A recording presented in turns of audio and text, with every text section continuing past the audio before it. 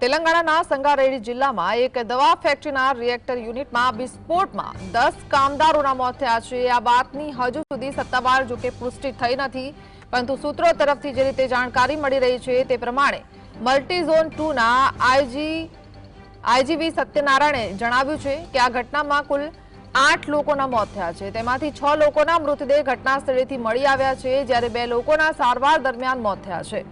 આ ઉપરાંત 26 અન્ય લોકો ઘાયલ થયા છે। ડીઆરએફ એસડીઆરએફની ટીમો 10 ફાયર બ્રિગેડ વાહનો હાજર છે। બચાવ કામગીરી પણ ચાલુ છે। સ્પોર્ટ્સ અનુસાર મૃત્યુઆંક વધી શકે છે। આ ઉપરાંત કાટમાળમાં ઘણા લોકો ફસાયેલા હોવાના અહેવાલો પણ છે। અકસ્માત સવારે લગભગ 9:30 વાગ્યાની આસપાસ થયો છે। પશ્મિલારામમાં સિયાચી ઇન્ડસ્ટ્રીઝમાં અકસ્માત સર્જાયો છે। વિસ્ફોટનું કારણ હજુ સુધી જાણી શકાયું નથી। મળતી માહિતી મુજબ રિએક્ટરમાં અચાનક ઝડપી રાસાયણિક પ્રક્રિયા થવાના કારણે વિસ્ફોટ થયો હોઈ શકે છે।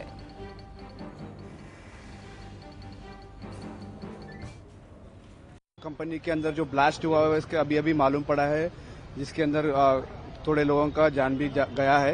बहुत ही दुखद घटना है और पूरा सरकार की तरफ से वहां पे टीम पहुंचा है। हम इसके ऊपर पूरा इंक्वायरी करेंगे किस वजह से ये सब इंसिडेंट हुआ करके भी सरकार की तरफ से